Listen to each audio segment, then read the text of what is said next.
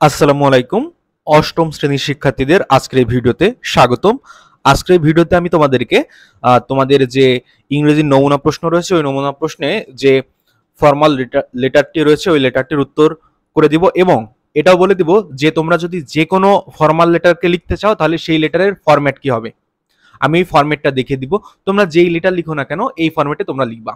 তো দেখো আমি প্রথমে প্রশ্নটি পড়ি যে suppose you are Ratul, you have been shortlisted in the creative writing category of the National Education Week competition this year. In this case, you will need a forwarding letter. Now write an application or a letter to the head teacher of your school asking for a forwarding letter. Your writing must include the basic criteria of a formal letter.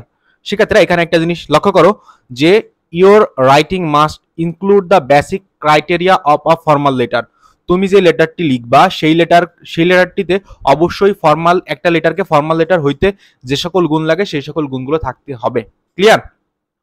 মানে তুমি যেটা লিখবা সেটা অবশ্যই formal হইতে হবে, না হইলে তুমি মার্ক পাবা না। আর এটার জন্য কিন্তু 10 মার্ক রয়েছে, মানে অবশ্যই তোমাকে ফরম্যাটটিকে ঠিক করতে হবে। দেখো এইটা হচ্ছে আমি তোমাদেরকে ফরম্যাট দিয়েছি। দেখো একবারে প্রথমে এই যে এইখানে আসলে যে এই লেটারটিকে পাঠাবে, এই ক্ষেত্রে এই যে এই লেটারের ক্ষেত্রে তো তুমি কোনো একটা কম্পিটিশনে শর্টলিস্টেড হয়েছে, এই জন্য তুমি তোমার হেডমাস্টারের কাছে একটা লেটার পাঠাবা যে আমাকে একটা ফরওয়ার্ডিং লেটার দেন, অর্থাৎ তুমি পাঠাচ্ছ কার কাছে? হেডমাস্টারের কাছে।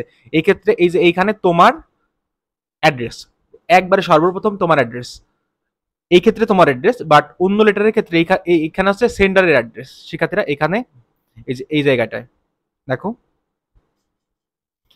এটা হচ্ছে সেন্ডারের জন্য।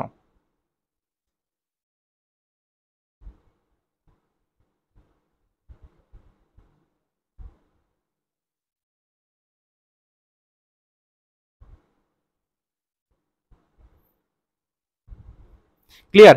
এখানে সেন্ডারের অ্যাড্রেস। এরপর এখানে একটা দেখো, এখানে কিন্তু একটা এখানে একটা স্পেস আছে, এখানে একটু ফাঁকা দিয়ে তারপর যে তারিখে পাঠাবা সেই তারিখটা।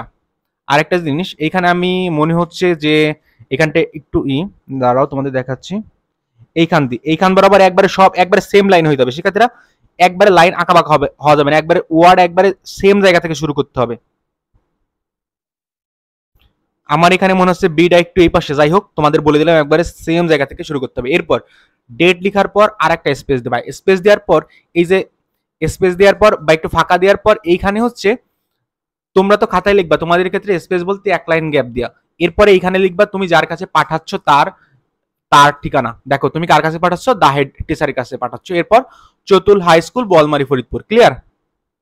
এখানে আসলে যে রিসিভ করবে তোমার লেটারটি তার ঠিকানা। এরপর এরপর আরেকটা স্পেস দিবা, স্পেস দেওয়ার পর তুমি এখানে সাবজেক্ট লিখবা। সাবজেক্ট লিখে এখানে আসলে তুমি যেই বিষয়ে লেটারটি লিখবা সেটা লিখবা।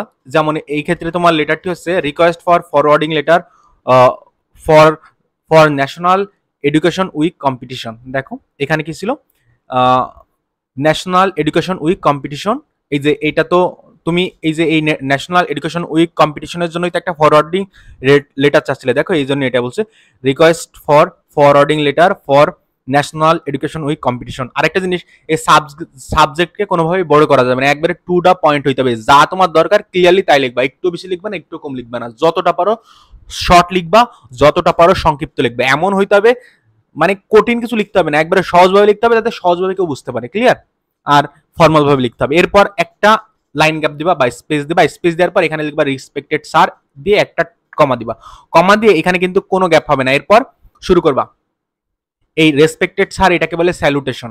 শিক্ষার্থীরা এখানে কিন্তু মাই ডিয়ার স্যার লিখলে হবে না, কারণ মাই ডিয়ার স্যার তুমি লিখতে পারো, মানে মাই ডিয়ার তাকে লেখা যায় যে তোমার ঘনিষ্ঠ। স্যার কিন্তু তোমার ঘনিষ্ঠ না, স্যার কিন্তু তোমার সম্মানীয়, মানে সম্মানীয় কোনো ব্যক্তি স্যার। এই জন্য তুমি তাকে লিখবা রেসপেক্টেড স্যার। আর যখন তুমি বন্ধুকে লিখবা বা ইনফর্মাল ওয়েতে লিখবা তখন তুমি লিখতে পারো মাই ডিয়ার। ঠিক আছে? এই ক্ষেত্রে রেসপেক্টেড স্যার। এরপরে শুরু হলো হচ্ছে যে আমরা যে লেটারটি লিখবো সেই লেটারের বডিটা এখান থেকে শুরু, এখান থেকে হচ্ছে বডিটা শুরু এবং এই পর্যন্ত যায় বডিটা শেষ। শিক্ষার্থীরা দেখো এখানে লেখা হয়েছে I hope this letter finds you well, my name is Ratul, a student of class 8 roll 25 at Chatul high school. এইটুকু হচ্ছে তোমার ইন্ট্রোডাকশন দিলা, এই যে এই প্রথম থেকে এই পর্যন্ত কি দিলা, ইন্ট্রোডাকশন দিলা। এরপর দেখো এরপর বডি শুরু হচ্ছে, I am writing to respectfully request a forwarding letter from you to accompany my application for the creative writing category of the National Education Week competition for which I have been shortlisted। এটুকু হচ্ছে তুমি যে একটা request করছো সেই রিকোয়েস্টটা তুমি স্যারকে বললা। এরপর দেখো participating in this competition present a valuable opportunity for me to showcase my writing skills and represent our school। A forwarding letter from you would greatly support my application and reflect the school's commitment to encouraging creativity among its students। দেখো এই যে তুমি এই লাইনটা লিখলা, এটা এই যে এইটুকে হচ্ছে এই দুই লাইন হচ্ছে তুমি একটা রিকোয়েস্ট করছো, এবং পরের দুই লাইনে তুমি করছো কি, তুমি যে রিকোয়েস্টটা করছো এই রিকোয়েস্টটা যে ঠিক সেই জিনিসটা তুমি বলছো। প্রথমে রিকোয়েস্ট করছো, এরপর আবার বলছো একটা স্পেস দিয়ে বা এক লাইন গ্যাপ দিয়ে তুমি বলছো তুমি যে রিকোয়েস্টটা করছো সেই রিকোয়েস্টটা ঠিক। এরপর এরপর লিখছো I would be sincerely grateful for your assistance in this matter. If any additional information is required, please do not hesitate to contact me. Thank you for considering my request. I look forward to your positive response। শিক্ষার্থীরা এরপর আসলে তুমি তার প্রতি কৃতজ্ঞতা জানাইছো।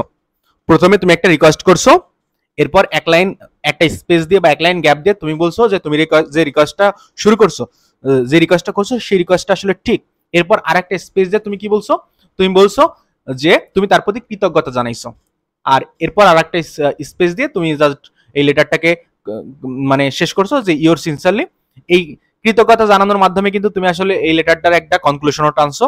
এরপর your sincerely, এরপর একটা গ্যাপ দিয়ে এখানে সিগনেচারের জন্য একটা জায়গা রাখবা। সিগনেচার মানে এখানে তুমি সাইন করবা, ঠিক আছে? এই যে এখানে সিগনেচারের জন্য একটা জায়গা রাখবা, এখানে সাইন করবা। এরপর রাতুল ক্লাস 8 জাস্ট তোমার পরিচয় দিছো, রোল নাম্বার 25। এরপর এখানে ফোন নাম্বার দিছো। কেন ফোন নাম্বার দিছো দেখো, if any additional information is required please do not hesitate to contact me.